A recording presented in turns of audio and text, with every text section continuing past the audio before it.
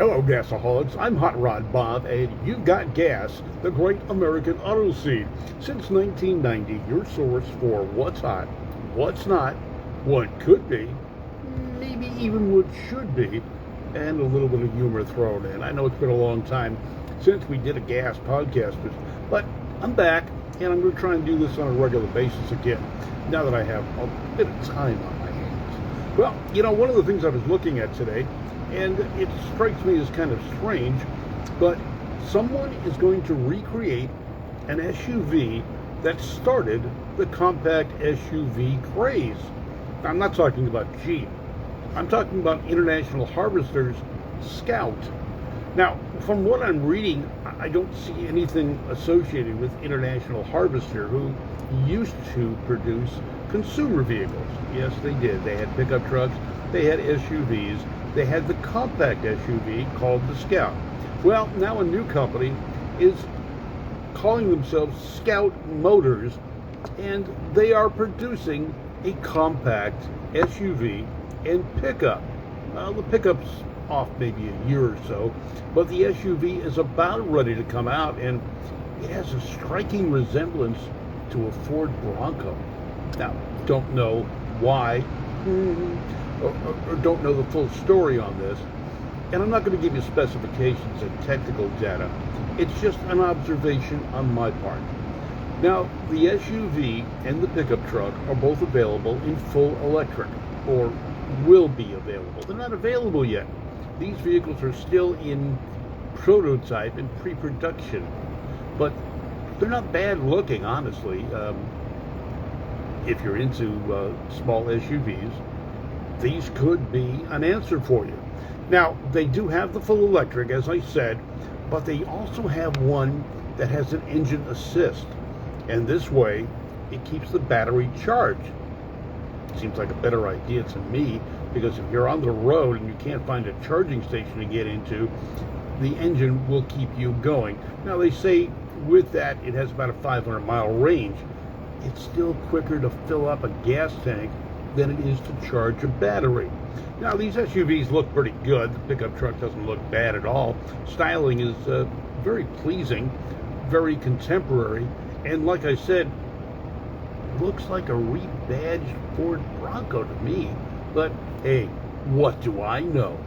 So these vehicles are coming out. They're calling them the Scout, and the Harvester.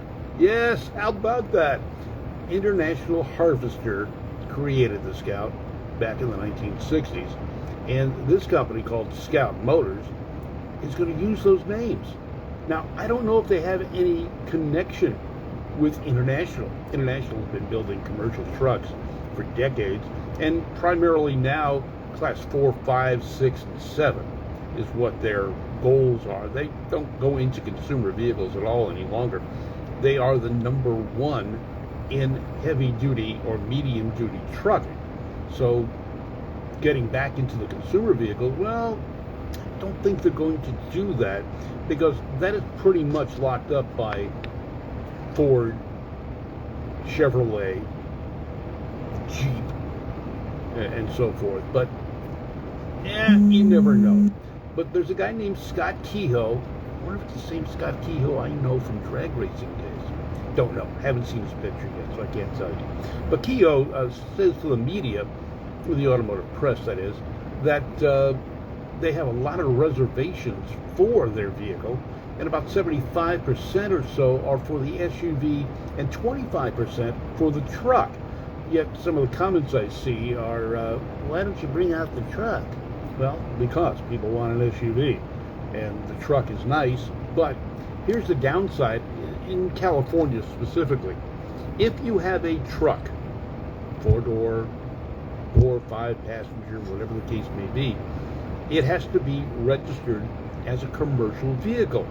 As a commercial vehicle, the registration fees are based on the gross vehicle weight rating, what it can carry. It never goes down because the weight doesn't go down. In the case of an SUV, it's a passenger vehicle. It's not a commercial vehicle. So registration fees will be consistent, at least, with an SUV, a passenger vehicle, that depreciates every year. Now, there is built-in depreciation. It happens. We all know vehicles go down in value.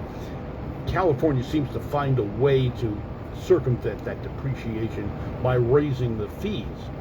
I've seen that on my cars, specifically my hot rod, which, at one point in time was less than $50 a year to register, and is now closer to $200.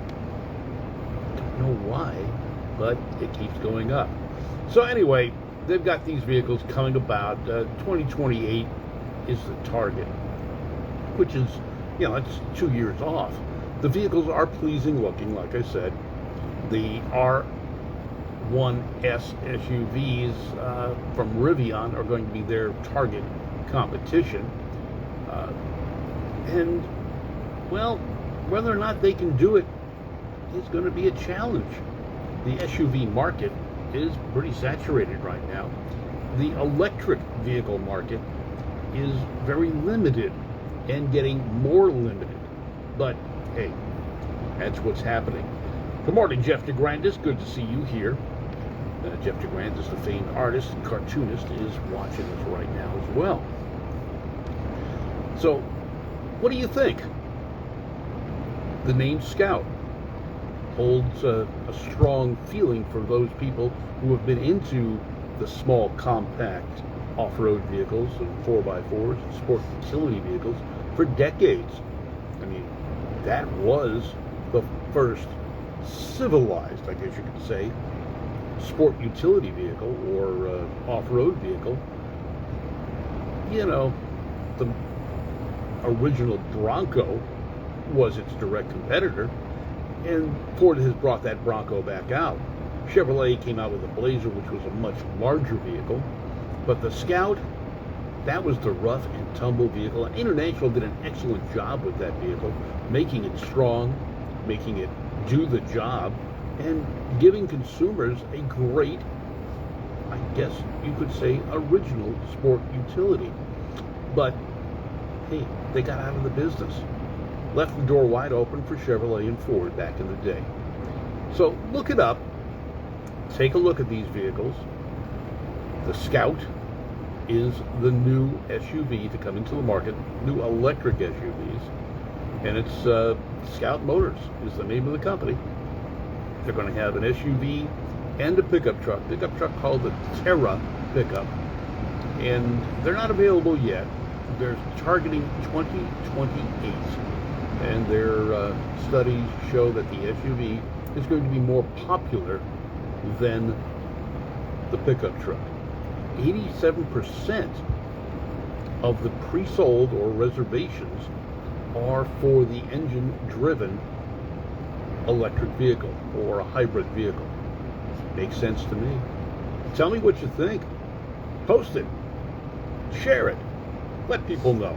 I'm Hot Rod Bob. You've got gas, the great American auto scene. Since 1990, your source for what's hot, what's not, what could be, and what's going to be. You have a great day. Signing off now. Hot Rod Bob with gas, the great American auto scene.